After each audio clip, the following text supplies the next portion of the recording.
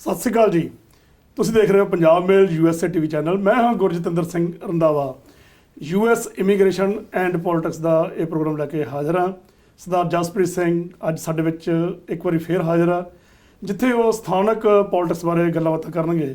ਉਸ ਦੇ ਨਾਲ ਨਾਲ ਤੁਹਾਡੇ ਜਿਹੜੇ ਇਮੀਗ੍ਰੇਸ਼ਨ ਸੰਬੰਧੀ ਸਵਾਲ ਆ ਉਸ ਬਾਰੇ ਵੀ ਅਸੀਂ ਜਵਾਬ ਇਹਨਾਂ ਕੋਲ ਲੈ ਕੇ ਤੁਹਾਡੇ ਤੱਕ ਪਹੁੰਚਾਵਾਂਗੇ।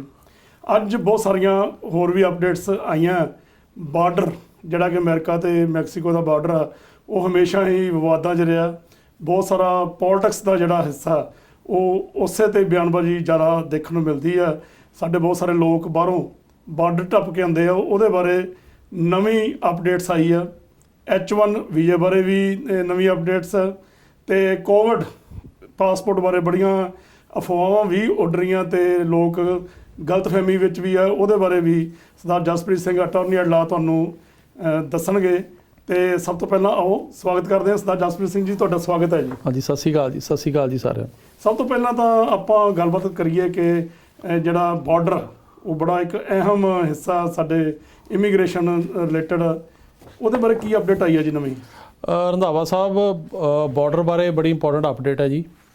ਅਤੇ ਆਪਣੇ ਤੁਹਾਨੂੰ ਯਾਦ ਹੋਊਗਾ ਵੀ ਬਹੁਤ ਸਾਰੇ ਸਵਾਲ ਜਿਹੜੇ ਆ ਉਹ ਜਿਹੜਾ ਸਦਰਨ ਬਾਰਡਰ ਆ ਜਿਹੜਾ ਕਿ ਕੈਲੀਫੋਰਨੀਆ, ਐਰੀਜ਼ੋਨਾ ਅਤੇ ਟੈਕਸਸ ਨਾਲ ਲੱਗਦਾ, ਮੈਕਸੀਕੋ ਵਾਲਾ ਬਾਰਡਰ ਜਿਹਨੂੰ ਕਹਿੰਦੇ ਆ, ਉਹਦੇ ਬਾਰੇ ਹੁੰਦੇ ਆ। ਗੌਰਮੈਂਟ ਨੇ ਫੈਸਲਾ ਕੀਤਾ ਥੋੜ੍ਹੀ ਸਖਤੀ ਕਰਨ ਦਾ ਬਾਰਡਰ 'ਤੇ।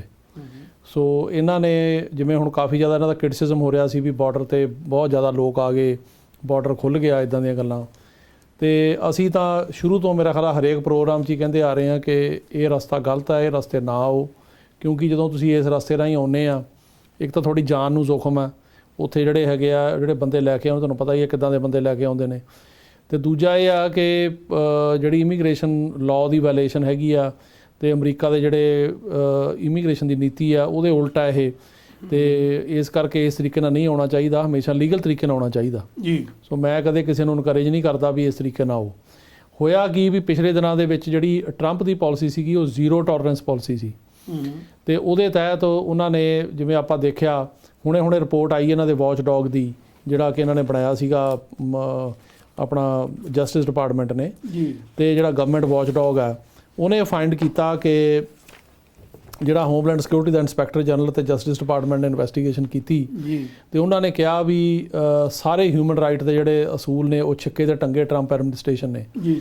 ਅਤੇ ਤਕਰੀਬਨ 348 ਜਿਹੜੇ ਲੋਕ ਨੇ ਉਹਨਾਂ ਨੂੰ, ਫੈਮਲੀਜ਼ ਨੂੰ, ਉਹਨਾਂ ਦੇ ਬੱਚਿਆਂ ਤੋਂ ਅੱਡ ਕੀਤਾ ਗਿਆ। ਅਤੇ ਇੱਥੋਂ ਤੱਕ ਸੀਗਾ ਕਿ ਰਿਪੋਰਟ ਇਹ ਕਹਿ ਰਹੀ ਆ ਕਿ 2017 ਅਤੇ 18 ਦੇ ਵਿੱਚ ਜਿਹੜੀ ਟਰੰਪ ਐਡਮਿਨਿਸਟ੍ਰੇਸ਼ਨ ਸੀ, ਇਹਦੀ ਜ਼ੀਰੋ ਟੋਲਰੈਂਸ ਪਾਲਿਸੀ ਸੀ ਵੀ ਕਿਸੇ ਬੰਦੇ ਨੂੰ ਅੰਦਰ ਲੰਘਣ ਨਹੀਂ ਦੇਣਾ। ਸੋ ਜਿਹੜਾ ਆਇਆ ਡਿਪੋਰਟ ਕਰਨਾ ਜਿਵੇਂ ਮਰਜ਼ੀ ਆ। ਅਤੇ ਰਿਪੋਰਟ ਦੇ ਵਿੱਚ ਇਹ ਲਿਖਿਆ ਕਿ during the zero tolerance policy thousands of families seeking asylum in United States were separated at the border with border patrol officials at time dragging children from their parents arms. ਅਤੇ ਤੁਸੀਂ ਇਹ ਦੇਖੋ ਕਿ ਜਿਹੜੇ ਬੱਚੇ ਸੀ ਉਹਨਾਂ ਨੂੰ ਮਾਂ-ਬਾਪ ਦੀਆਂ ਬਾਹਾਂ ਤੋਂ ਖਿੱਚ ਕੇ ਪਰੇ ਲਿਜਾਇਆ ਗਿਆ। ਇਹ ਨਹੀਂ ਤਰਸ ਖਾਧਾ ਕਿਸੇ ਨੇ ਵੀ ਬੱਚੇ ਰੋਂਦੇ ਆ, ਕਿੰਨਾ ਵੱਡਾ ਜ਼ੁਲਮ ਹੈ ਮਾਂ-ਬਾਪ ਤੋਂ ਬੱਚਿਆਂ ਨੂੰ ਪਰੇ ਕਰਨਾ ਜੀ। ਅਤੇ ਤੁਸੀਂ ਇਹ ਦੇਖੋ ਵੀ ਇਹ ਜਿਹੜੀ ਪੁਰਾਣੀ ਐਡਮਿਨਿਸਟ੍ਰੇਸ਼ਨ ਨੇ ਇਹ ਕੰਮ ਕੀਤਾ। ਅਤੇ ਅਜੇ ਵੀ ਉਹ ਕਹਿ ਰਹੇ ਆ ਵੀ 348 ਇਹੋ ਜਿਹੇ ਕੇਸ ਨੇ ਜਿਨ੍ਹਾਂ ਦੇ ਕਿ ਬੱਚੇ ਇੱਥੇ ਨੇ, ਮਾਂ-ਬਾਪ ਨੂੰ ਡਿਪੋਰਟ ਕਰਤਾ। ਉਹਨੂੰ ਸਰਕਾਰ ਲੱਭਣ ਦੀ ਕੋਸ਼ਿਸ਼ ਕਰ ਰਹੀ ਆ, ਪਰ ਪਿਛਲੀ ਸਰਕਾਰ ਨੇ ਜੋ ਉਹਨਾਂ ਨੂੰ ਯੂਨੀਫਾਈ ਕਰਨ ਦੀ, ਮਾਂ-ਬਾਪ ਨੂੰ ਬੱਚਿਆਂ ਨਾਲ ਮਿਲਾਉਣ ਦੀ ਕੋਈ ਵੀ ਕੋਸ਼ਿਸ਼ ਨਹੀਂ ਕੀਤੀ। ਅਤੇ ਇਹ ਜਿਹੜੀ ਉਹਨਾਂ ਦੀ ਪਾਲਿਸੀ ਸੀਗੀ, ਇਸ ਪਾਲਿਸੀ ਨੂੰ ਰਿਵਰਸ ਕੀਤਾ ਇਸ ਐਡਮਿਨਿਸਟ੍ਰੇਸ਼ਨ ਨੇ, ਬਾਈਡਨ ਐਡਮਿਨਿਸਟ੍ਰੇਸ਼ਨ। ਜਦੋਂ ਉਹਨਾਂ ਨੇ ਰਿਵਰਸ ਕੀਤਾ ਇਹਨੂੰ ਰੰਧਾਵਾ ਸਾਹਿਬ, ਤਾਂ ਕੀ ਹੋਇਆ ਵੀ ਕਈ ਲੋਕਾਂ ਨੇ ਸਮਝ ਲਿਆ ਵੀ ਬਾਰਡਰ ਖੁੱਲ੍ਹ ਗਿਆ ਅਤੇ ਹੁਣ ਤਾਂ ਮੌਜਾਂ ਨੇ, ਜਿੰਨੇ ਮਰਜ਼ੀ ਬੰਦੇ ਆ ਜਾਓ। ਹੋਇਆ ਵੀ ਇਸ ਤਰ੍ਹਾਂ ਹੀ।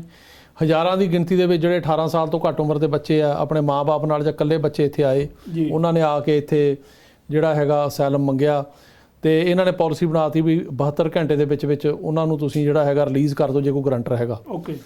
ਹੁਣ ਸਰਕਾਰ ਸਖਤੀ ਕਰਨ ਜਾ ਰਹੀ ਆ ਅਤੇ ਇਹਨਾਂ ਨੇ ਪਿਛਲੇ ਫਰਾਈਡੇ ਇਹ ਆਰਡਰ ਕੀਤੇ ਨੇ ਵੀ ਫਾਸਟ ਟਰੈਕ ਜਿਹੜੀਆਂ ਹੈਗਾ ਉਹ ਕੋਰਟਸ ਜਿਹੜੀਆਂ ਨੇ ਉਹ ਬਣਾਈਆਂ ਜਾਣਗੀਆਂ। ਅਤੇ ਜਿਹੜੇ ਇਹਨਾਂ ਦੇ ਅਸਾਈਲਮ ਦੇ ਕੇਸ ਨੇ ਉਹ 100 ਦਿਨ ਦੇ ਅੰਦਰ ਇਹਨਾਂ ਦਾ ਫੈਸਲਾ ਹੋਏਗਾ। ਅਤੇ ਉਹਦੇ ਨਾਲ ਉਹਨਾਂ ਨੇ ਕਹਿ ਤਾ ਵੀ ਜਿਹੜੀ ਕ੍ਰੈਡੀਬਲ ਫੀਅਰ ਇੰਟਰਵਿਊ ਆ ਉਹ ਵੀ ਹੋਏਗੀ। ਹੁਣ ਕਈਆਂ ਨੂੰ ਇਹ ਕ੍ਰੈਡੀਬਲ ਫੀਅਰ ਇੰਟਰਵਿਊ ਤੋਂ ਬਿਨਾਂ ਛੱਡ ਦਿੰਦੇ ਆ ਅਤੇ ਉਹਨਾਂ ਦੀ ਬਾਹਰ ਜਾ ਕੇ ਹੁੰਦੀ ਆ, ਅਤੇ ਉਹਦੇ ਮੁਤਾਬਕ ਜਲਦੀ ਡਿਸੀਜਨ ਹੋਣਗੇ। ਹੁਣ ਅਮਰੀਕਾ ਜਿਹੜਾ ਜਿੰਨਾ ਕੁ ਮੇਰਾ ਤਜਰਬਾ ਉਹ ਪਿਛਲੇ 20 ਸਾਲ ਦਾ, ਜਦੋਂ ਜਲਦੀ ਡਿਸੀਜਨ ਹੁੰਦੇ ਨੇ ਤਾਂ ਉਹਦੇ 'ਚ ਜ਼ਿਆਦਾ ਡਿਸੀਜਨ ਨਾ ਹੁੰਦੇ ਆ। ਓਕੇ।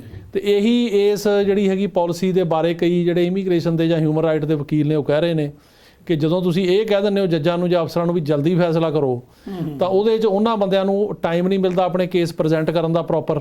ਠੀਕ ਹੈ। ਤੇ ਜਿਹੜੇ ਅਫਸਰ ਹੁੰਦੇ ਨੇ ਉਹਨਾਂ ਨੂੰ ਵੀ ਕਾਹਲੀ ਹੁੰਦੀ ਆ ਵੀ ਸਰਕਾਰ ਦਾ ਆਰਡਰ ਫੈਸਲਾ ਜਲਦੀ ਕਰਨਾ, ਤਾਂ ਉਹਦੇ ਵਿੱਚੋਂ ਜਿਹੜਾ ਡਿਨਾਇਲ ਰੇਟ ਹੁੰਦਾ, ਨਾ ਹੋਣ ਦਾ ਰੇਟ ਹੁੰਦਾ, ਬਹੁਤ ਜ਼ਿਆਦਾ ਹੁੰਦਾ। ਜੀ ਜੀ ਜੀ। ਸੋ ਜੇ ਜਿਵੇਂ ਇਹਨਾਂ ਨੇ ਕਿਹਾ ਵੀ 100 ਦਿਨ ਦੇ ਵਿੱਚ ਫੈਸਲਾ ਕਰੋ ਇਹਨਾਂ ਦਾ, ਉਹਦਾ ਮਤਲਬ ਇਹ ਆ ਕਿ ਜਿਹੜੇ ਕੇਸ ਨੇ ਉਹਨਾਂ ਦਾ ਜਲਦੀ ਨਿਪਟਾਰਾ ਕਰੋ। ਜੇ ਹੁਣ ਪਾਸ ਹੋਣਗੇ ਤਾਂ ਫੇਲ ਵੀ ਜ਼ਿਆਦਾ ਹੋਣਗੇ।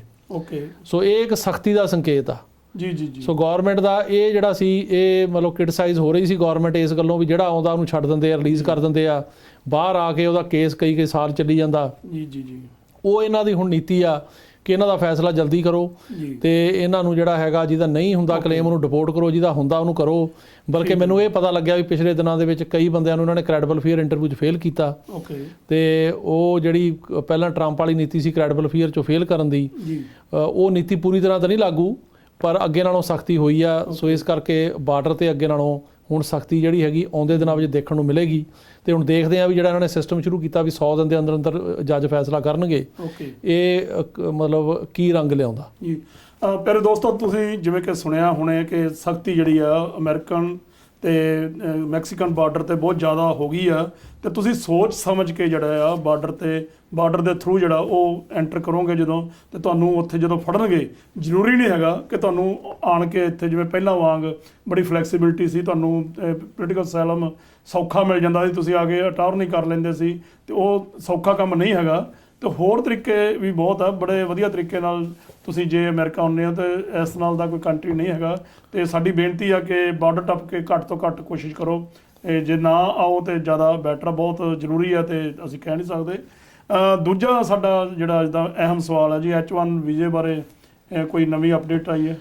ਹਾਂਜੀ, H1 ਵੀਜ਼ੇ ਬਾਰੇ ਇੱਕ ਲਾਅ ਸੂਟ ਫਾਈਲ ਹੋਇਆ ਰੰਧਾਵਾ ਸਾਹਿਬ। ਜੀ ਜੀ। ਉਹ ਜਿਹੜਾ ਲਾਅ ਸੂਟ ਆ ਉਹ ਫਾਈਲ ਕੀਤਾ ਗਿਆ ਸਰਟਨ ਬਿਜ਼ਨੈਸਿਸ ਵੱਲੋਂ, ਜਿਹੜੇ ਕਹਿ ਰਹੇ ਆ ਕਿ ਜਿਹੜੀ ਸਰਕਾਰ ਦੀ ਨੀਤੀ ਹੈਗੀ ਆ ਕਿ ਜਿਹੜਾ H1 ਦਾ ਫੈਸਲਾ ਉਹ ਵੇਜ ਲੈਵਲ ਤੇ ਹੋਏਗਾ, ਨਾ ਕਿ ਲੋਟਰੀ ਦੀ ਬੇਸ ਤੇ ਅੱਗੇ ਤੋਂ। ਇਹ ਗਲਤ ਆ।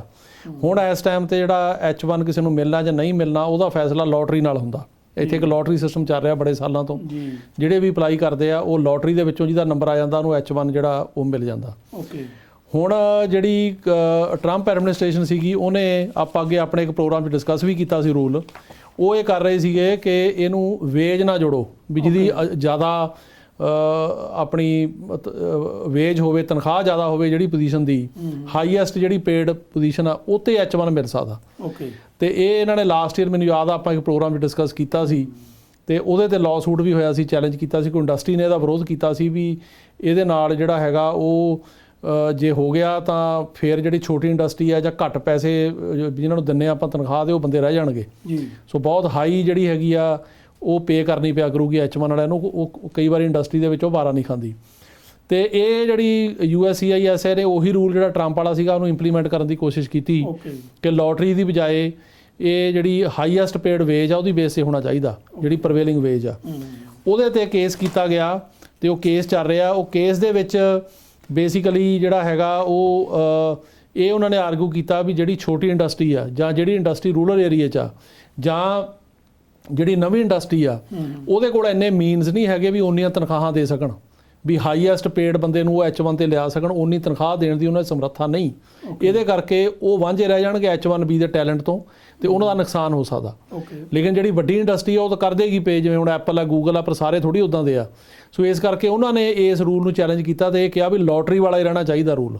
ਤੇ ਹੁਣ ਦੇਖਦੇ ਆ ਵੀ ਆਉਂਦੇ ਦਿਨਾਂ ਦੇ ਵਿੱਚ USCIS ਦਾ ਇਹਦੇ ਵਿੱਚ ਕੀ ਮਤਲਬ ਹੁੰਦਾ ਇਹਦਾ ਜਿਹੜਾ ਸਟੈਂਡ, ਕਿਉਂਕਿ ਇਹਦੇ 'ਚ ਜਿਹੜਾ ਲੋਟਰੀ ਮਤਲਬ ਸਿਲੈਕਸ਼ਨ ਦਾ ਰੂਲ ਸੀਗਾ ਉਹ ਡਿਲੇ ਕਰਤਾ ਸੀ ਸਰਕਾਰ ਨੇ 31 ਦਸੰਬਰ 2021 ਤੱਕ। ਜੀ।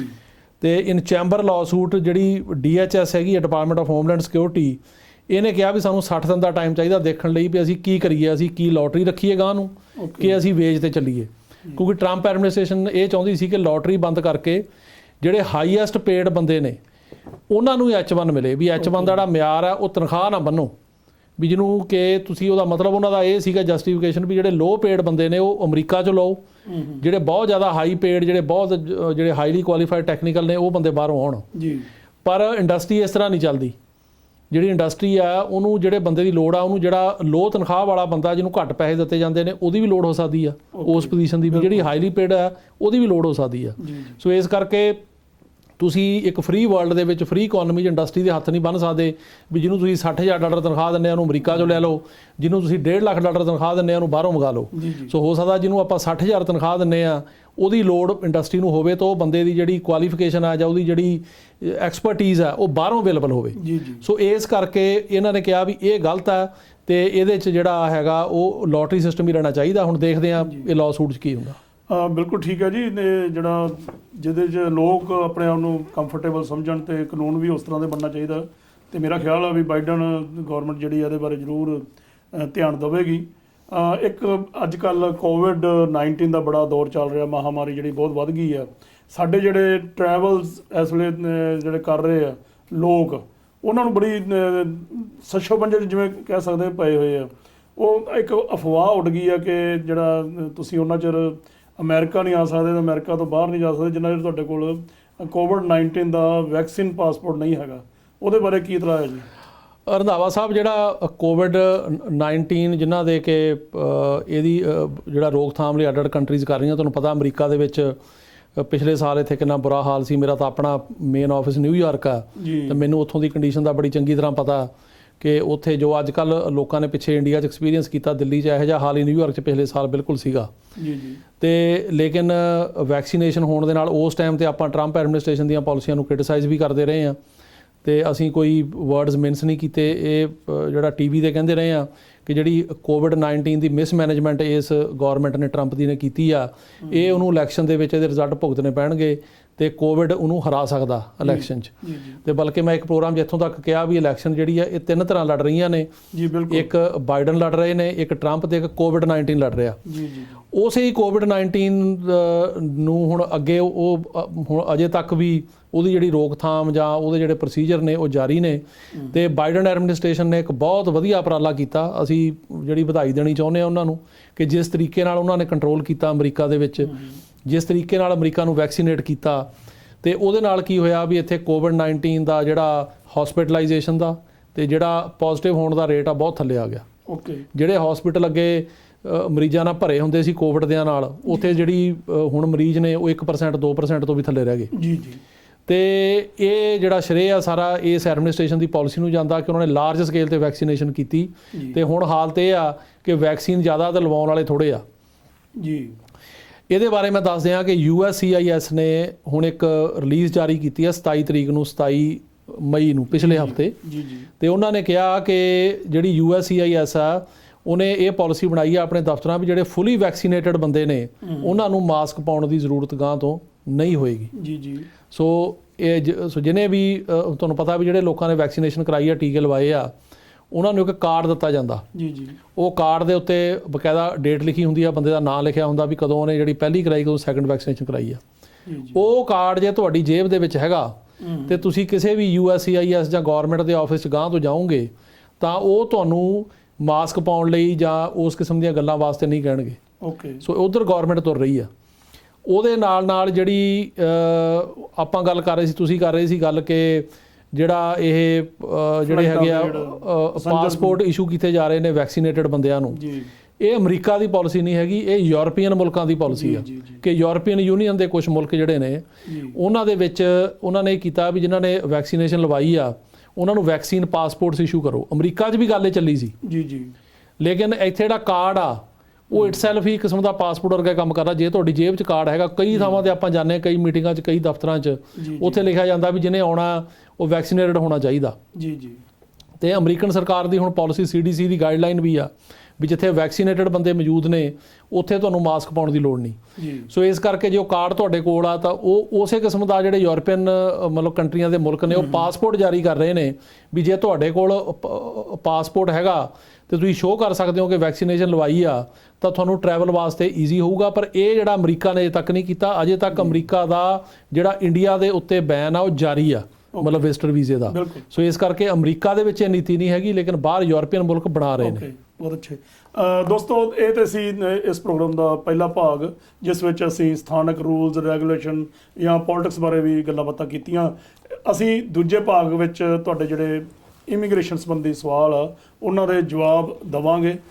ਇਹ ਸਵਾਲ ਜਿਹੜੇ ਆ ਉਹ ਸਾਡੇ YouTube ਚੈਨਲ ਤੇ ਹੀ ਤੁਸੀਂ ਭੇਜ ਸਕਦੇ ਹੋ, ਕਿਉਂਕਿ ਟੀਵੀ ਤੋਂ ਇਲਾਵਾ ਸਾਡਾ YouTube channel Punjab mail USA, ਉਹਨੂੰ ਤੁਸੀਂ ਸਬਸਕ੍ਰਾਈਬ ਕਰੋ, ਉਹਨੂੰ ਬੈਲ ਆਈਕਨ ਵੀ ਉਹਦੇ ਤੇ ਤੁਸੀਂ ਪੰਚ ਕਰੋ, ਦਬਾਓ ਉਹਨੂੰ, ਤਾਂ ਕਿ ਜਿਹੜਾ ਆਉਣ ਵਾਲੇ ਸਮੇਂ ਵਿੱਚ ਤੁਹਾਨੂੰ ਸਾਰੀ ਜਿਹੜੀ ਇਨਫੋਰਮੇਸ਼ਨ ਆ, ਹੋਰ ਵੀ ਕੋਈ ਇਨਫੋਰਮੇਸ਼ਨ ਆ, ਉਹ ਤੁਸੀਂ ਉਸ ਚੈਨਲ ਤੋਂ ਲੈ ਸਕਦੇ ਹੋ। ਮਿਲਦੇ ਹਾਂ ਇੱਕ ਛੋਟੇ ਜਿਹੇ ਬ੍ਰੇਕ ਤੋਂ ਬਾਅਦ। ਤੁਸੀਂ ਬਣੇ ਰਹੋ ਪੰਜਾਬ ਮੇਲ USA TV ਨਾਲ। Jaspreet Singh, attorney at law, New York and California. Immigration, deportation, defense, appeals, family law ਅਤੇ bankruptcy ਲਈ ਸੰਪਰਕ ਕਰੋ। More than 17 years of legal experience. Jaspreet Singh, attorney at law. Break ਤੋਂ ਬਾਅਦ ਇੱਕ ਵਾਰੀ ਫੇਰ ਹਾਜ਼ਰ ਹਾਂ US ਇਮੀਗ੍ਰੇਸ਼ਨ ਐਂਡ ਪੋਲਿਟਿਕਸ ਦੇ ਇਸ ਐਪੀਸੋਡ ਵਿੱਚ। ਤੁਸੀਂ ਜਿਹੜੇ ਸਵਾਲ ਆਪਣੇ YouTube ਚੈਨਲ ਵਿੱਚ ਸਾਨੂੰ ਭੇਜੇ ਆ ਆਪਣੇ ਇਮੀਗ੍ਰੇਸ਼ਨ ਸੰਬੰਧੀ, ਉਹਦੇ ਜਵਾਬ ਸਰਦਾਰ ਜਸਪ੍ਰੀਤ ਸਿੰਘ ਅਟਾਰਨੀ ਐਟ ਲਾ ਤੁਹਾਨੂੰ ਹੁਣੇ ਦੇਣਗੇ। ਇੱਕ ਰਿਕੁਐਸਟ ਆ ਕਿ ਤੁਸੀਂ ਆਪਣਾ ਕੋਈ ਵੀ ਸਵਾਲ ਜਿਹੜਾ ਹੈਗਾ ਉਹ ਸਿਰਫ ਜਾਂ ਤਾਂ YouTube ਚੈਨਲ ਤੇ ਭੇਜੋ, ਜਿਹਦਾ ਐਡਰੈਸ ਹੈਗਾ ਪੰਜਾਬ ਮੇਲ USA, ਉਹਨੂੰ ਸਬਸਕ੍ਰਾਈਬ ਕਰੋ ਅਤੇ ਉਸ ਦਾ ਬੈਲ ਆਈਕਨ ਦਬਾਓ, ਤਾਂ ਕਿ ਤੁਹਾਨੂੰ ਆਉਣ ਵਾਲੇ ਸਮੇਂ ਵਿੱਚ ਉਸ ਦੀ ਆਉਣ ਵਾਲੇ ਕੋਈ ਵੀ ਇਨਫੋਰਮੇਸ਼ਨ ਆ ਉਸ ਵਿੱਚ ਤੁਸੀਂ ਉਹ ਦੇਖ ਸਕੋ। ਇਸ ਤੋਂ ਇਲਾਵਾ ਤੁਸੀਂ ਸਰਦਾਰ ਜਸਪ੍ਰੀਤ ਸਿੰਘ ਅਟਾਰਨੀ ਐਟ ਲਾ ਨੂੰ ਫੋਨ ਕਰ ਸਕਦੇ ਹੋ ਜਾਂ ਉਹਨਾਂ ਨੂੰ ਮੈਸੇਜ ਛੱਡ ਸਕਦੇ ਹੋ 9179154142 ਤੇ। ਇਸ ਦਾ ਨੰਬਰ ਜਿਹੜਾ ਹੈਗਾ ਇਹ ਤੁਹਾਨੂੰ ਸਾਡੀ ਸਕਰੀਨ ਤੇ ਵੀ ਤੁਸੀਂ ਦੇਖ ਸਕਦੇ ਹੋ। ਜਦੋਂ ਮਰਜ਼ੀ ਤੁਸੀਂ ਉਹਨਾਂ ਨੂੰ ਮੈਸੇਜ ਛੱਡੋ ਜਾਂ ਉਹਨਾਂ ਨੂੰ ਈਮੇਲ ਵੀ ਕਰੋ, ਤੇ ਈਮੇਲ ਐਡਰੈਸ ਵੀ ਜਿਹੜਾ ਹੈਗਾ ਉਹ jpsinghattorney@gmail.com ਹੈ। ਤੇ ਤੁਸੀਂ ਕਦੇ ਵੀ ਕੋਈ ਸਵਾਲ ਉੱਥੋਂ ਪੁੱਛੋ, ਉਹਨਾਂ ਕੋਲ ਸਲਾਹ ਲੈ ਸਕਦੇ ਹੋ। ਤੇ ਆਓ ਸਭ ਤੋਂ ਪਹਿਲਾਂ ਅਸੀਂ ਜਿਹੜਾ ਮੰਥਲੀ ਸਾਡਾ ਵੀਜ਼ਾ ਬੁਲੇਟਿਨ ਹੈ ਉਹ ਅਸੀਂ ਪੁੱਛੀਏ ਕਿ ਕੀ ਵੀਜ਼ਾ ਬੁਲੇਟਿਨ ਹੈ ਜੀ, ਕੀ ਨਵਾਂ ਅਪਡੇਟ ਹੋਇਆ, ਕੋਈ ਜਿਹੜੇ ਸਾਡੇ ਜਿਹੜੇ ਅੰਬੈਸੀਜ਼ ਆ ਉਹ ਅੱਗੇ ਤੁਰੀਆਂ ਕਿ ਨਹੀਂ ਤੁਰੀਆਂ। ਰੰਧਾਵਾ ਸਾਹਿਬ, ਜਿਵੇਂ ਕਿ ਅਸੀਂ ਆਪਣੇ ਦਰਸ਼ਕਾਂ ਨੂੰ ਦੱਸਦੇ ਰਹੇ ਹਾਂ ਕਿ April ਤੇ ਮਈ ਦੇ ਵਿੱਚ ਜਿਹੜੀਆਂ ਇੰਟਰਵਿਊਜ਼ ਪੋਸਟਪੋਨ ਹੋ ਗਈਆਂ ਸੀ, ਤੇ ਹੁਣ ਜੂਨ ਦੀ ਪੋਜੀਸ਼ਨ ਕੋ ਅੱਗੇ ਨਾਲੋਂ ਠੀਕ ਲੱਗਦੀ ਆ।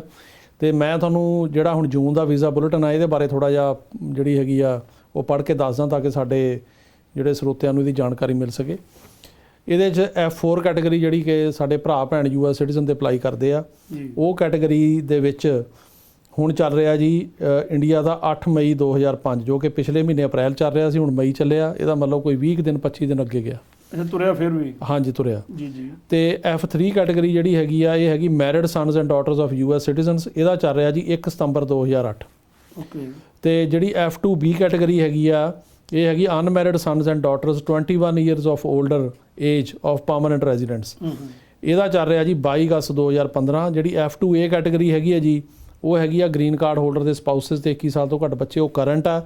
ਤੇ F1 ਕੈਟਾਗਰੀ ਦਾ ਜਿਹੜਾ ਹੈਗਾ ਉਹ ਇੰਡੀਆ ਚੱਲ ਰਿਹਾ ਜੀ 01 ਤੇ ਨਵੰਬਰ 2014। ਜੀ ਜੀ। ਤੇ ਇਸ ਤਰ੍ਹਾਂ ਰੰਧਾਵਾ ਸਾਹਿਬ ਕਿ ਜਿਵੇਂ ਕਿ ਇੰਡੀਆ ਦੇ ਵਿੱਚ ਤੁਹਾਨੂੰ ਪਤਾ ਕਿੱਦਾਂ ਦੇ ਹਾਲਾਤ ਸੀ ਕੋਵਿਡ ਦੇ, ਉਹਦੇ ਕਰਕੇ April ਤੇ ਮਈ ਦੀਆਂ ਡੇਟਾਂ ਪੋਸਟਪੋਨ ਹੋਈਆਂ ਨੇ। ਲੇਕਿਨ ਹੁਣ ਜਿਹੜੀਆਂ ਡੇਟਾਂ ਹੈਗੀਆਂ ਉਹ ਹੁਣ ਹੋਪਫੁਲੀ ਮੂਵ ਹੋਣੀਆਂ ਸ਼ੁਰੂ ਹੋਈਆਂ।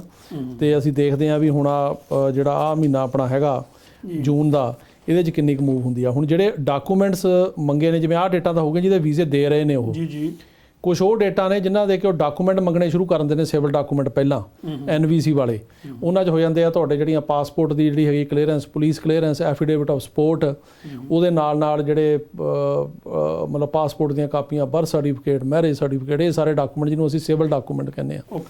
ਉਹ ਜਿਹੜੀ ਡੇਟ ਹੈਗੀ ਆ ਉਹ F4 ਕੈਟਾਗਰੀ ਦੀ ਹੈਗੀ 1 ਦਸੰਬਰ 2005, F3 ਦੀ ਹੈਗੀ ਆ 1 ਅਗਸਤ 2009, F2B ਕੈਟਾਗਰੀ ਦੀ ਹੈਗੀ ਆ 15 ਅਗਸਤ 2016, F2A ਕੈਟਾਗਰੀ ਦੀ ਹੈਗੀ ਆ 1 ਮਈ 2021 ਤੇ F1 ਦੀ ਹੈਗੀ ਆ 1 ਮਾਰਚ 2016 ਜੀ। ਸੋ ਇਹ ਡੇਟਾਂ ਤੱਕ ਦੇ ਜਿਹੜੇ ਜਿਨ੍ਹਾਂ ਨੇ ਅਪਲਾਈ ਕੀਤਾ ਆ, ਉਹਨਾਂ ਜਿਹੜੇ ਡਾਕੂਮੈਂਟਸ ਨੇ ਉਹ ਮਤਲਬ ਮੰਗਣੇ ਉਹਨਾਂ ਨੇ ਸ਼ੁਰੂ ਕੀਤੇ ਨੇ ਓਕੇ ਤੇ ਉਹ ਹੁਣ ਉਹਨਾਂ ਨੂੰ ਜਿਹੜੀਆਂ NVC ਤੋਂ ਈਮੇਲਾਂ ਜਾਣਗੀਆਂ, ਉਹਨਾਂ ਨੂੰ ਵੀਜ਼ਾ ਫੀਸਾਂ ਦੇਣੀਆਂ ਹੋਣਗੀਆਂ NVC ਦੀਆਂ, ਤੇ ਫਿਰ ਜੇ ਨਹੀਂ ਕਿਸੇ ਨੂੰ ਗਈਆਂ ਤਾਂ ਉਹਨਾਂ ਨਾਲ ਸੰਪਰਕ ਕਰਨਾ ਜ਼ਰੂਰੀ ਆ।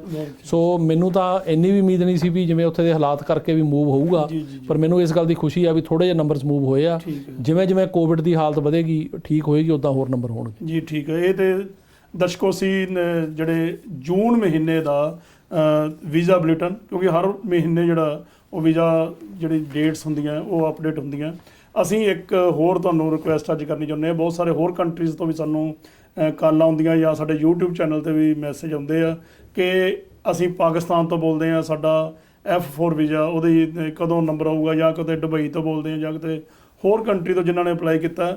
ਅਸੀਂ ਇਹ ਦੱਸ ਦੇਣਾ ਚਾਹੁੰਦੇ ਹਾਂ, ਅਸੀਂ ਜਿਹੜਾ ਦੱਸਦੇ ਹਾਂ ਉਹ ਸਿਰਫ ਇੰਡੀਆ ਦੀ ਕੈਟਾਗਰੀ ਜਿਹੜੀ ਅਸੀਂ TV ਪ੍ਰੋਗਰਾਮ ਵਿੱਚ ਦੱਸਦੇ ਹਾਂ। ਹੋਰਨਾਂ ਕੰਟਰੀਜ਼ ਵਿੱਚ ਤੁਸੀਂ ਜੇ ਪਤਾ ਕਰਨਾ ਚਾਹੁੰਦੇ ਹੋ ਉਹਨਾਂ ਲਈ ਉਹ ਵੈਬਸਾਈਟ ਆ ਇੱਥੇ ਇਮੀਗ੍ਰੇਸ਼ਨ ਦੀ USCIS.gov, ਉੱਤੇ ਜਾ ਕੇ ਤੁਸੀਂ ਉਸ ਕਿਸੇ ਵੀ ਕੰਟਰੀ ਦੀ ਜਿਹੜੀ ਅਪਡੇਟਸ ਆ ਉਹ ਤੁਸੀਂ ਉੱਥੋਂ ਲੈ ਸਕਦੇ ਹੋ। ਤਾਂ ਜਸਪ੍ਰੀਤ ਸਿੰਘ ਜੀ, ਅਗਲਾ ਸਵਾਲ ਅਸੀਂ ਪੁੱਛਣ ਜਾ ਰਹੇ ਹਾਂ। ਪਹਿਲਾ ਸਵਾਲ ਐਕਚੁਅਲੀ ਸਾਡੇ ਦਰਸ਼ਕ ਲਿਖਦੇ ਆ ਜੀ, ਗ੍ਰੀਨ ਕਾਰਡ ਹੋਲਡਰ ਆਪਣੀ ਹੈਲਥ ਇਸ਼ੂ ਕਰਕੇ ਕੀ ਉਹ ਆਪਣੀ ਮਾਂ ਨੂੰ ਕੇਅਰ ਗਿਵਰ ਦੇ ਤੌਰ ਤੇ US ਸੱਦ ਸਕਦੇ? ਨਹੀਂ ਜੀ, ਇਸ ਕਿਸਮ ਦਾ ਕੋਈ ਜਿਹੜਾ ਵੀਜ਼ਾ ਨਹੀਂ ਹੈਗਾ ਤੇ ਵਿਜ਼ਟਰ ਵੀਜ਼ਾ ਹੀ ਹੁੰਦਾ, ਕਿਉਂਕਿ ਜਿਹੜੇ ਇੱਥੇ ਕੰਮ ਕਰਨ ਦੇ ਵੀਜ਼ੇ ਨੇ ਉਹ ਤਾਂ H1 ਵੀਜ਼ਾ ਆ ਜੀ, ਜਿਹਦੇ ਬਾਰੇ ਆਪਾਂ ਗੱਲ ਦੱਸ ਕੇ ਹਟੇ ਆ ਕਿ ਉਹ ਲੋਟਰੀ ਸਿਸਟਮ ਆ, ਉਹਨੂੰ ਗਵਰਨਮੈਂਟ ਚੇਂਜ ਕਰਕੇ ਵੇਜ ਤੇ ਕਰਨਾ ਚਾਹੁੰਦੀ ਹੈ। ਹੁਣ ਦੇਖਦੇ ਆ ਕਿੱਦਾਂ ਹੁੰਦਾ, ਪਰ ਉਹਦਾ ਜ਼ਿਆਦਾ ਹਾਈਲੀ ਕੁਆਲੀਫਾਈਡ ਬੰਦਿਆਂ ਲਈ ਆ, ਜਿਵੇਂ ਡਾਕਟਰ ਹੋ ਗਏ, ਇੰਜੀਨੀਅਰ ਹੋ ਗਏ। ਫਿਰ ਐਗਰੀਕਲਚਰ ਵਰਕਰਸ ਦਾ ਇੱਕ ਵੀਜ਼ਾ ਹੈਗਾ, ਫਿਰ ਇੱਕ R1 ਵੀਜ਼ਾ ਹੈਗਾ, ਜਿਹੜੇ ਪ੍ਰੀਸਟ ਵਗੈਰਾ ਹੁੰਦੇ ਨੇ ਗੁਰਦੁਆਰਿਆਂ ਮੰਦਰਾਂ ਦੇ, ਤੇ ਇਸ ਕਿਸਮ ਦੇ ਵੀਜ਼ੇ ਨੇ, ਜਾਂ L1 ਵੀਜ਼ਾ ਬਿਜ਼ਨਸ ਦਾ। ਇਹ ਜਿਹੜਾ ਕੇਅਰ ਗਿਵਰ ਦਾ ਕੋਈ ਇਹੋ ਜਿਹਾ ਵੀਜ਼ਾ ਨਹੀਂ ਹੈ ਜੀ। ਅਗਲਾ ਸਵਾਲ ਸਾਡੇ ਦਰਸ਼ਕ ਲਿਖ ਰਿਹਾ ਜੀ ਕਿ ਮੇਰੀ ਮਾਸਟਰ ਡੇਟ ਸਤੰਬਰ 'ਚ ਹੂਸਟਨ ਵਿਖੇ ਆਈ ਸੀ। ਮੈਂ ਫ੍ਰਿਜ਼ਨੋ ਕੈਲੀਫੋਰਨੀਆ ਵਿਖੇ ਜੁਲਾਈ 'ਚ ਮੂਵ ਹੋ ਰਿਹਾ, ਕੀ ਮੈਂ ਆਪਣਾ ਕੇਸ ਕੈਲੀਫੋਰਨੀਆ ਮੂਵ ਕਰਵਾ ਸਕਦਾ? ਬਿਲਕੁਲ ਕਰਾ ਸਕਦੇ ਨੇ ਜੀ, ਕਿਉਂਕਿ ਇਹ ਤਾਂ ਅਮਰੀਕਾ ਦਾ ਲਾ ਹੀ ਆ। ਪੁੱਛ ਤਾਂ ਰਹੇ ਕਿ ਸਮਾਂ ਬਹੁਤ ਥੋੜਾ, ਉਸ ਕਰਕੇ ਪੁੱਛ ਰਹੇ। ਨਹੀਂ, ਇਸ ਤਰ੍ਹਾਂ ਹੈ ਕਿ ਜੇ ਮੂਵ ਹੋ ਜਾਂਦੇ ਨੇ ਜੀ ਤੇ ਜਿਹੜੇ 3 ਕੋਡ ਪ੍ਰੂਫ ਮੰਗਦੀ ਆ ਜੀ ਕਿ ਤੁਹਾਡੇ ਕੋਲ 3 ਪ੍ਰੂਫ ਹੋਣੇ ਚਾਹੀਦੇ ਆ। ਉਹਨਾਂ ਦੇ ਵਿੱਚ ਜਰਨਲੀ ਇੱਕ ਤਾਂ ਲੀਜ਼ ਆ ਜਾਂਦੀ ਆ ਅਪਾਰਟਮੈਂਟ ਦੀ, ਜਾਂ ਜੇ ਕਿਸੇ ਨਾਲ ਰਹਿੰਦੇ ਨੇ ਉਹ ਲਿਖ ਕੇ ਦੇਣ ਕਿ ਇੱਥੇ ਰਹਿ ਰਹੇ ਆ। ਦੂਜਾ ਕੋਈ ਨਾ ਕੋਈ ਤੁਹਾਡਾ ਬੈਂਕ ਅਕਾਊਂਟ ਜਾਂ ਬੈਂਕ ਸਟੇਟਮੈਂਟ ਹੋਗੀ। ਤੀਸਰਾ ਤੁਹਾਡਾ ਡਰਾਈਵਰ ਲਾਇਸੈਂਸ ਹੋ ਗਿਆ, ਜਾਂ ਕੋਈ ਬਿੱਲ ਤੁਹਾਡੇ ਨਾਂ ਤੇ ਹੋਵੇ, ਜਿਵੇਂ ਜਿਹੜਾ ਹੈਗਾ ਬਿਜਲੀ ਦਾ ਬਿੱਲ, ਪਾਣੀ ਦਾ ਬਿੱਲ, PG&E ਦਾ, ਜਾਂ ਇਸ ਕਿਸਮ ਦੇ। ਸੋ ਜੇ 3 ਤੁਹਾਡੇ ਕੋਲੇ ਪ੍ਰੂਫ ਹੈਗੇ ਆ ਤੇ ਤੁਸੀਂ ਚੇਂਜ ਵੈਨਿਊ ਦੀ ਮੋਸ਼ਨ ਪਾ ਸਕਦੇ ਹੋ, ਪਰ ਫਿਰ ਵੀ ਜੱਜ ਦੇ ਉੱਤੇ ਡਿਪੈਂਡ ਕਰਦਾ ਮੂਵ ਕਰਨਾ। ਕਈ ਜੱਜ ਇੱਦਾਂ ਦੇ ਆ, ਅਸੀਂ ਦੇਖਿਆ ਖਾਸ ਕਰਕੇ ਸਿਆਟਲ ਦੀਆਂ ਕੋਰਟਾਂ 'ਚ, ਓਰੇਗਨ ਦੀਆਂ ਕੋਰਟਾਂ 'ਚ, ਈਵਨ ਟੈਕਸਸ ਦੀਆਂ, ਕਿ ਜਿਹੜੇ ਮੂਵ ਹੀ ਨਹੀਂ ਕਰਦੇ ਕੇਸ। ਤੁਸੀਂ ਜਿੰਨਾ ਮਰਜ਼ੀ ਜ਼ੋਰ ਲਾ ਲਓ, ਜਿੰਨੇ ਮਰਜ਼ੀ ਪ੍ਰੂਫ ਦੇਈ ਜਾਓ, ਉਹ ਕਹਿੰਦੇ ਨਹੀਂ ਜੀ ਅਸੀਂ ਤਾਂ ਆਪਣੇ ਕੋਲ ਰੱਖਣਾ। ਉਹਦੀ ਖੈਰ ਅੱਗੇ ਅਪੀਲ ਹੋ ਜਾਂਦੀ ਆ ਜੇ ਕਰਨੀ ਹੋਵੇ BIA 'ਚ, ਪਰ ਜੱਜ ਦੇ ਉੱਤੇ ਫਿਰ ਵੀ ਡਿਪੈਂਡ ਕਰੇਗਾ। ਪਰ ਤੁਹਾਡਾ ਰਾਈਟ ਜ਼ਰੂਰ ਆ, ਮੋਸ਼ਨ ਟੂ ਚੇਂਜ ਵੈਨਿਊ ਕਹਿੰਦੇ ਆ ਉਹਨੂੰ, ਉਹ ਕਰਨੀ ਚਾਹੀਦੀ ਆ। ਤੇ ਉਹ ਕਰਕੇ ਤਾਂ ਫਿਰ ਜੇ ਤੁਹਾਡੀ ਮਾਸਟਰ ਡੇਟ ਆ ਗਈ, ਤੁਸੀਂ ਮਾਸਟਰ ਤੋਂ ਪਹਿਲਾਂ ਕਰੋ, ਤੇ ਹੋ ਸਕਦਾ ਉੱਤੇ ਫੈਸਲਾ ਉਸ ਤੋਂ ਪਹਿਲਾਂ ਨਾ ਹੋਵੇ, ਤੁਹਾਨੂੰ ਡੇਟ ਤੇ ਜਾਣਾ ਪਵੇ। ਜਾ ਕੇ ਤੁਸੀਂ ਜੱਜ ਸਾਹਿਬ ਨੂੰ ਦੱਸੋ ਕਿ ਮੈਂ ਉੱਥੋਂ ਆਇਆ ਤੇ ਮੇਰੇ ਆਹ ਦੇਖੋ ਪ੍ਰੂਫ ਨੇ ਤੇ ਮੈਨੂੰ ਬੜਾ ਔਖਾ ਜਾਣਾ, ਮੇਰੀ ਟਿਕਟ ਆ, ਤੇ ਉਹ ਫਿਰ ਮੂਵ ਕਰ ਸਕਦੇ ਨੇ। ਪਰ ਕਈ ਜੱਜ ਨਹੀਂ ਵੀ ਕਰਦੇ, ਪਰ ਤੁਸੀਂ ਆਪਣੇ ਵੱਲੋਂ ਮੋਸ਼ਨ ਕਰ ਸਕਦੇ ਹੋ। ਓਕੇ। ਅਗਲਾ ਸਵਾਲ ਹੈ ਜੀ, ਸਟੂਡੈਂਟ ਵੀਜ਼ਾ ਤੇ USA ਆਈ ਸੀ, ਪਰ ਪੈਸਿਆਂ ਦੀ ਪ੍ਰੋਬਲਮ ਕਰਕੇ, ਮਨੀ ਪ੍ਰੋਬਲਮ ਕਰਕੇ ਪੜ੍ਹਾਈ ਵਿੱਚੇ ਛੱਡ ਦਿੱਤੀ। ਕੀ ਹੁਣ ਮੈਂ ਇੱਥੇ ਪੋਲੀਟੀਕਲ ਅਸਾਈਲਮ ਕਰਵਾ ਸਕਦਾ? ਰੰਧਾਵਾ ਸਾਹਿਬ, ਦੇਖੋ ਜਿਹੜਾ ਅਸਾਈਲਮ ਦਾ ਕੇਸ ਹੁੰਦਾ ਉਹ ਇੱਕ ਤਾਂ ਐਂਟਰੀ ਦੇ ਵਿਦਨ 1 ਈਅਰ ਕੀਤਾ ਜਾਂਦਾ ਜੀ, ਪਰ ਜੇ ਤੁਹਾਡਾ ਸਟੇਟਸ ਲੀਗਲ ਰਿਹਾ ਹੋਵੇ ਤੇ ਜਿਵੇਂ ਕੋਈ ਸਟੂਡੈਂਟ ਤੇ ਰਿਹਾ ਵਿਦਨ ਸਟੇਟਸ ਰਿਹਾ, ਤਾਂ ਉਹ ਉਸ ਤੋਂ ਬਾਅਦ ਵੀ ਕਰ ਸਕਦਾ। ਕੁਝ ਰੀਜ਼ਨ ਸ਼ੋਅ ਕਰਨਾ ਪੈਂਦਾ ਵਿਦਨ 1 ਈਅਰ ਕਿਉਂ ਨਹੀਂ ਕੀਤਾ, ਕਈ ਬੰਦੇ ਸਟੇਟਸ 'ਚ ਹੁੰਦੇ ਆ। ਤੇ ਲੇਕਿਨ ਉਹਦੇ ਗਰਾਊਂਡ ਹੁੰਦੇ ਨੇ 5। ਜੇ ਉਹ ਜਿਹੜੇ 5 ਗਰਾਊਂਡ ਨੇ ਉਹਨਾਂ ਵਿੱਚ ਪੋਲੀਟੀਕਲ ਓਪੀਨੀਅਨ ਵੀ ਹੈਗਾ, ਰੇਸ ਵੀ ਹੈਗਾ, ਰਿਲੀਜਨ ਵੀ ਹੈਗਾ, ਤੇ ਜੇ ਉਹਨਾਂ 5 ਗਰਾਊਂਡਾਂ ਦੇ ਵਿੱਚ ਇਹਨਾਂ ਦਾ ਕੇਸ ਆਉਂਦਾ ਵੀ ਇਹਨਾਂ ਨੂੰ ਕੋਈ ਇਹੋ ਜਿਹੀ ਤਕਲੀਫ ਆਪਣੇ ਮੁਲਕ 'ਚ ਹੋਈ ਆ ਜਿਹਦੇ ਕਰਕੇ ਇਹਨਾਂ ਨੂੰ ਡਰ ਆ ਵੀ ਉੱਥੇ ਨਹੀਂ ਜਾ ਸਕਦੇ, ਫਿਰ ਤਾਂ ਇਹ ਕੇਸ ਕਰ ਸਕਦੇ ਆ।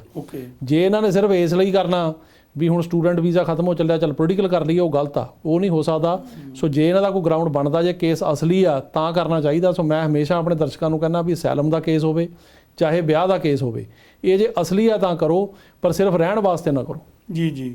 ਅਗਲਾ ਸਵਾਲ ਸਾਡੇ ਦਰਸ਼ਕ ਲਿਖ ਰਹੇ ਆ ਜੀ ਕਿ ਅਸੀਂ ਗ੍ਰੀਨ ਕਾਰਡ ਹੋਲਡਰ ਹਾਂ, ਅਸੀਂ ਆਪਣੇ ਬੱਚੇ ਦੀ ਪਟੀਸ਼ਨ ਪਾਈ ਹੋਈ ਆ, ਬੇਟੇ ਕੋਲ B1 B2 ਵੀਜ਼ਾ ਵੀ ਹੈ, ਕੀ ਅਸੀਂ ਉਸ ਦੇ ਇੱਥੇ ਆਉਣ ਤੇ R1 ਵੀਜ਼ਾ ਅਪਲਾਈ ਕਰ ਸਕਦੇ ਹਾਂ? R1 ਵੀਜ਼ਾ ਆਮ ਤੌਰ ਤੇ B1 B2 ਤੋਂ ਕਨਵਰਟ ਹੁੰਦਾ ਨਹੀਂ, ਕਿਉਂਕਿ ਜਦੋਂ B1 B2 ਅਸੀਂ ਲੈਂਦੇ ਆ ਉੱਥੇ ਕੀ ਪਤਾ ਕੀ ਕਿਹਾ ਇਹਨਾਂ ਨੇ ਵੀ ਕੀ ਕੰਮ ਕਰਦਾ ਉਹ। R1 ਦੀ ਜਿਹੜੀ ਰਿਕੁਆਇਰਮੈਂਟ ਆ ਉਹ ਬੇਸਿਕਲੀ ਇਹ ਹੁੰਦੀ ਆ ਕਿ ਬੰਦਾ ਐਜ਼ ਏ ਪ੍ਰੀਸਟ ਉਹਨੇ ਪਹਿਲਾਂ ਰਿਲੀਜੀਅਸ ਐਜੂਕੇਸ਼ਨ ਲਈ ਹੋਵੇ, ਫਿਰ ਐਜ਼ ਏ ਪ੍ਰੀਸਟ ਕੰਮ ਕੀਤਾ ਹੋਵੇ। ਸੋ ਜੇ B1 B2 ਲੈਣ ਲੱਗੇ, ਉਹ ਜਿਹੜੀ ਐਜੂਕੇਸ਼ਨ ਕੁਆਲੀਫਿਕੇਸ਼ਨ ਹੈਗੀ ਹੈ ਜਾਂ ਜਿਹੜੇ ਗੁਰਦੁਆਰੇ ਸੇਵਾ ਕਰਦੇ ਇੰਡੀਆ 'ਚ ਉਹ ਨਹੀਂ ਸ਼ੋਅ ਕੀਤੀ, ਤਾਂ ਫਿਰ ਜੋ ਇੱਥੇ ਕਨਵਰਟ ਕਰਨਗੇ ਉਹਦੀ ਪ੍ਰੋਬਲਮ ਆ ਜਾਊਗੀ। ਬੈਟਰ ਆ ਜੇ R1 ਲੈ ਕੇ ਹੀ ਆਉਣਾ।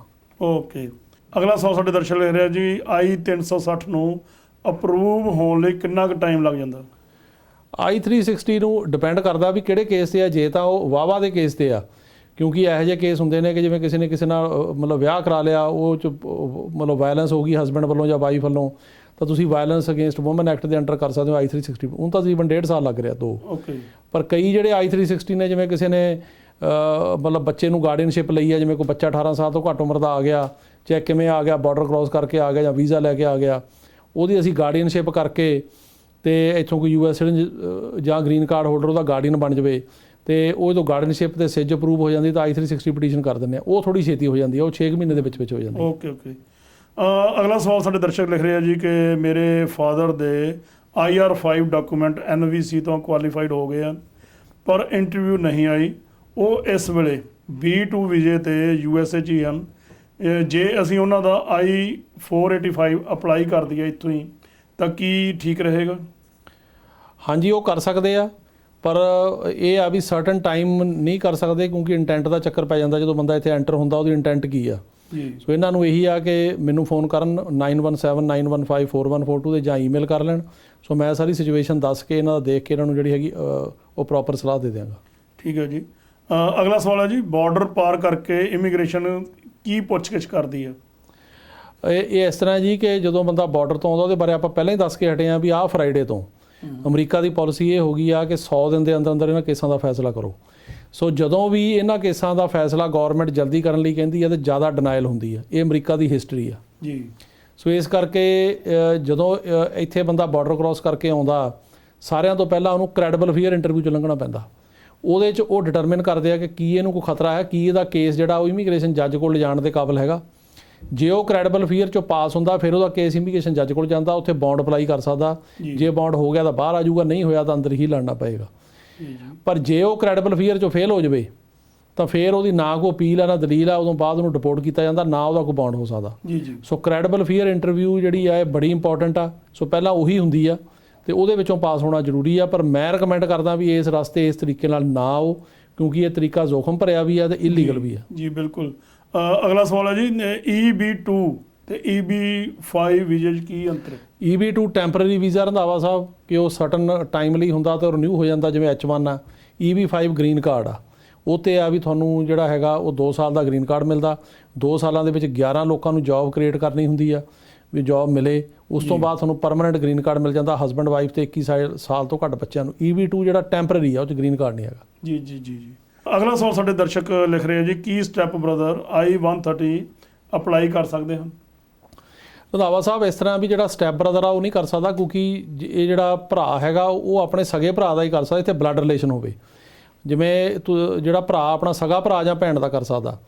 ਲੇਕਿਨ ਇਹਦੇ ਵਿੱਚ ਇਹਨਾਂ ਨੇ ਸਵਾਲ ਤਾਂ ਨਹੀਂ ਇਹ ਪੁੱਛਿਆ, ਪਰ ਮੈਂ ਜਿਵੇਂ ਇਸ ਕੈਟਾਗਰੀ ਦੇ ਵਿੱਚ ਕੋਈ ਹੋਰ ਸਵਾਲ ਹੋ ਸਕਦੇ ਨੇ। ਜੀ ਜੀ। ਜਿਹੜਾ ਸਟੈਪ ਪੇਰੈਂਟ ਆ ਉਹ ਆਪਣੇ ਸਟੈਪ ਬੱਚੇ ਦਾ ਅਪਲਾਈ ਕਰ ਸਕਦਾ ਜੇ ਬੱਚੇ ਦੀ ਉਮਰ ਵਿਆਹ ਬੜੇ 18 ਸਾਲ ਤੋਂ ਘੱਟ ਆ। ਜਿਵੇਂ ਕੋਈ US ਸਿਟੀਜ਼ਨ ਜਿਹੜਾ ਉਹ ਜਾ ਕੇ ਮਤਲਬ ਕਿਸੇ ਨਾਲ ਵਿਆਹ ਕਰ ਲੈਂਦਾ ਤੇ ਉਹਦੀ ਜਿਹੜੀ ਵਾਈਫ ਜਾਂ ਹਸਬੈਂਡ ਦੇ ਪਹਿਲੇ ਵਿਆਹ 'ਚੋਂ ਬੱਚੇ ਹੈਗੇ ਆ, ਓਕੇ, ਜੇ ਉਹਨਾਂ ਬੱਚਿਆਂ ਦੀ ਉਮਰ ਵਿਆਹ ਵੇਲੇ 18 ਸਾਲ ਤੋਂ ਘੱਟ ਆ, ਬਾਅਦ 'ਚ ਭਾਵੇਂ 21 ਹੋ ਜੇ 22, ਉਹ ਅਪਲਾਈ ਕਰ ਸਕਦੇ, ਪਰ ਸਟੈਪ ਬ੍ਰਦਰ ਨਹੀਂ ਕਰ ਸਕਦਾ। ਜੀ ਜੀ ਜੀ ਜੀ।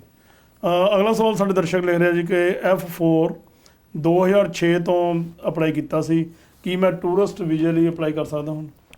F4 ਕੈਟਾਗਰੀ ਰੰਧਾਵਾ ਸਾਹਿਬ ਆਪਾਂ ਦੱਸ ਕੇ ਹਟੇ ਹਾਂ ਕਿ ਇਸ ਟਾਈਮ ਮਈ 8 2005 ਚੱਲ ਰਿਹਾ। ਸੋ 2005 ਮਈ ਚੱਲ ਰਿਹਾ ਇਸ ਟਾਈਮ। ਵਿਜ਼ਟਰ ਵੀਜ਼ੇ ਵਾਸਤੇ ਜੇ ਤੁਸੀਂ ਅਪਲਾਈ ਕਰੋਗੇ ਤਾਂ ਉਹਦੇ ਵਿੱਚ ਸਭ ਤੋਂ ਜ਼ਿਆਦਾ ਨੰਬਰ 1 ਕੁਐਸਚਨ ਹੁੰਦਾ ਇੰਟੈਂਟ ਦਾ ਕਿ ਕੀ ਤੁਸੀਂ ਘੁੰਮਣ ਫਿਰਨ ਜਾਣਾ ਕਿ ਉੱਥੇ ਰਹਿਣ ਜਾਣਾ। ਰਾਈਟ। ਜਦੋਂ ਤੁਹਾਡੀ ਕਿਸੇ ਨੇ ਪਟੀਸ਼ਨ ਕੀਤੀ ਆ ਤਾਂ ਉੱਥੇ ਇੰਟੈਂਟ ਤਾਂ ਸਾਬਤ ਹੋਊਗੀ। ਤੁਸੀਂ ਤਾਂ ਆਪਣਾ ਵੀਜ਼ਾ ਨੰਬਰ ਅਵੇਲੇਬਲ ਅੱਜ ਜੇ ਤੁਹਾਨੂੰ ਵੀਜ਼ਾ ਨੰਬਰ ਅਵੇਲੇਬਲ ਹੋ ਜਾਵੇ ਤਾਂ ਤੁਸੀਂ ਅੱਜ ਹੀ ਉੱਥੋਂ ਆ ਜਾਓਗੇ ਜੀ ਜੀ। ਤੇ ਤੁਸੀਂ ਉੱਥੇ ਜਿਹੜਾ ਵਾਪਸ ਮੁੜ ਕੇ ਨਹੀਂ ਜਾਣਾ। ਸੋ ਇਸ ਕਰਕੇ ਜਿਨ੍ਹਾਂ ਨੇ ਇਮੀਗ੍ਰੈਂਟ ਪਟੀਸ਼ਨਾਂ ਜਿਹੜੀਆਂ ਨੇ ਉਹ ਹੋਈਆਂ ਨੇ ਉਹਨਾਂ ਦੇ ਰਿਲੇਟਿਵਸ ਨੇ ਕੀਤੀਆਂ ਨੇ, ਉਹਨਾਂ ਨੂੰ ਵਿਜ਼ਟਰ ਵੀਜ਼ਾ ਜਿਹੜਾ ਉਹ ਸਰਕਾਰ ਨਹੀਂ ਦਿੰਦੀ, ਉਹ 'ਚ ਡਿਸਕਲੋਜ਼ ਕਰਨਾ ਪੈਂਦਾ। ਸੋ ਜੇ ਅਪਲਾਈ ਕਰੋਗੇ ਤਾਂ ਨਾ ਹੋਣ ਦੇ ਚਾਂਸ ਜ਼ਿਆਦਾ। ਜੀ।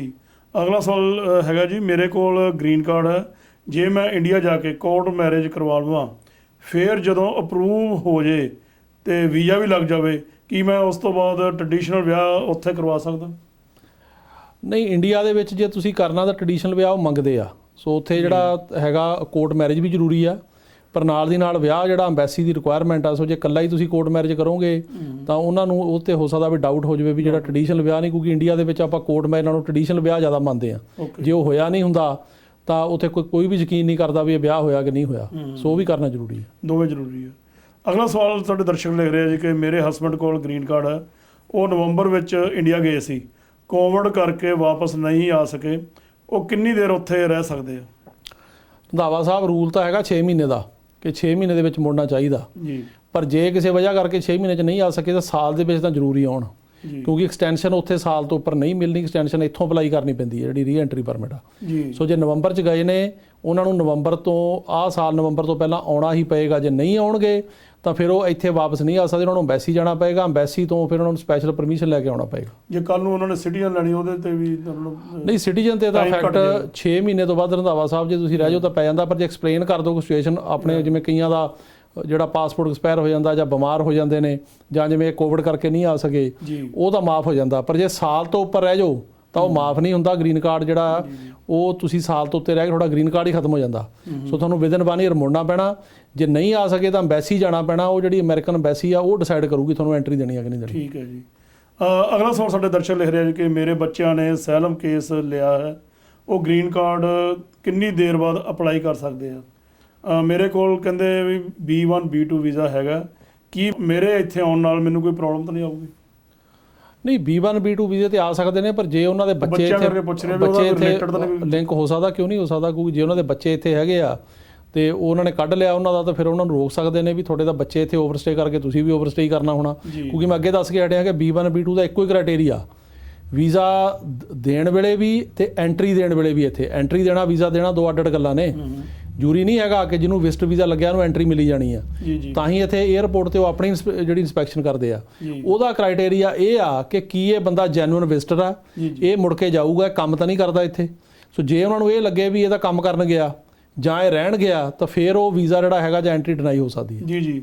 ਅਗਲਾ ਸਵਾਲ ਹੈ ਜੀ ਕਿ ਉਹ ਕਹਿ ਰਹੇ ਆ ਕਿ ਉਹਨਾਂ ਦੇ ਬੇਟੇ ਦੀ ਡੈਥ ਹੋ ਗਈ ਆ ਤੇ ਉਹਨਾਂ ਨੇ ਅਪਲਾਈ ਕੀਤਾ ਹੋਇਆ ਸੀਗਾ ਆਪਣੇ ਬੇਟੇ ਲਈ, ਤੇ ਪਰ ਹੁਣ ਡੈਥ ਹੋ ਗਈ ਹੈ ਤਾਂ ਉਹਨਾਂ ਦੇ ਪੋਤਿਆਂ ਬਾਰੇ, ਗ੍ਰੈਂਡ ਕਿਡਸ ਬਾਰੇ ਪੁੱਛ ਰਹੇ ਵੀ ਕੀ ਕੀਤਾ ਜਾ ਸਕਦਾ?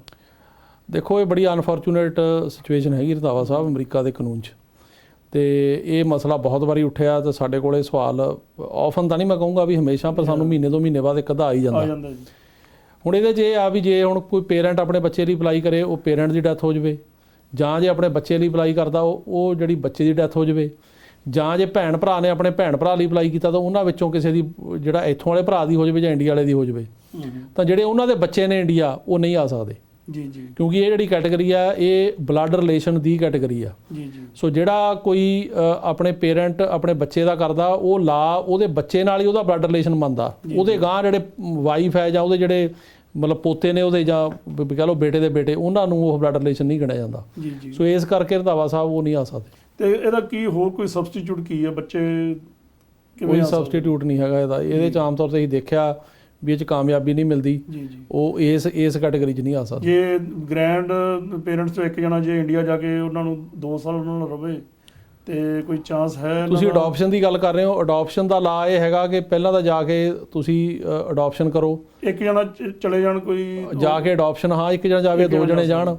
ਅਡਾਪਸ਼ਨ ਜੈਨੂਇਨ ਹੋਣੀ ਚਾਹੀਦੀ, ਅਸਲੀ ਹੋਵੇ। ਫਿਰ ਬੱਚੇ ਕੋਲ 2 ਸਾਲ ਰਹੋ, ਫਿਜ਼ੀਕਲੀ ਰਹਿਣਾ ਪੈਂਦਾ, ਇੱਕ ਦਿਨ ਗਿਣ ਕੇ। ਜੀ। ਫਿਰ 2 ਸਾਲਾਂ ਤੋਂ ਬਾਅਦ ਤੁਸੀਂ ਕੇਸ ਅਪਲਾਈ ਕਰੋ। ਓਕੇ। ਤੇ ਫਿਰ ਉਹਦੀ ਬੇਸ ਤੇ ਤੁਸੀਂ ਉਹਨੂੰ ਮੰਗਾ ਸਕਦੇ ਹੋ। ਤੇ ਬੱਚੇ ਦੀ ਉਮਰ ਜਿਹੜੀ ਅਡਾਪਸ਼ਨ ਵੇਲੇ ਉਹ 16 ਸਾਲ ਤੋਂ ਘੱਟ ਚਾਹੀਦੀ ਹੈ। ਜੀ ਜੀ ਜੀ।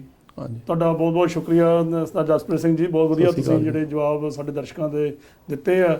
ਉਮੀਦ ਕਰਦੇ ਹਾਂ ਕਿ ਅੱਜ ਦਾ ਇਹ ਪ੍ਰੋਗਰਾਮ ਤੁਹਾਨੂੰ ਪਸੰਦ ਆਇਆ ਹੋਵੇਗਾ। ਤੁਹਾਡੇ ਕਮੈਂਟਸ ਦੀ ਉਡੀਕ ਰਹੇਗੀ ਸਾਨੂੰ। ਸਾਡਾ YouTube ਚੈਨਲ ਹੈਗਾ ਪੰਜਾਬ ਮੇਲ USA, ਉਹਨੂੰ ਸਬਸਕ੍ਰਾਈਬ ਕਰੋ ਤੇ ਬੈਲ ਆਈਕਨ ਵੀ ਦਬਾਓ। ਤੇ ਜੇ ਤੁਹਾਡਾ ਕੋਈ ਸਵਾਲ ਹੈ ਇਮੀਗ੍ਰੇਸ਼ਨ ਸੰਬੰਧੀ, ਉਹਦੇ ਵਿੱਚ ਤੁਸੀਂ ਪੁੱਛ ਸਕਦੇ ਹੋ। ਅਗਲੇ ਵੀਕ ਅਸੀਂ ਫੇਰ Sardar Jaspreet Singh attorney at law ਨੂੰ ਬੁਲਾ ਕੇ ਤੁਹਾਡੇ ਤੱਕ ਜਵਾਬ ਦੇਣ ਦੀ ਕੋਸ਼ਿਸ਼ ਕਰਾਂਗੇ। ਥੈਂਕ ਯੂ, ਸਤਿ ਸ਼੍ਰੀ ਬਹੁਤ ਬਹੁਤ ਅਕਾਲ। ਸ਼ੁਕਰੀਆ ਜੀ।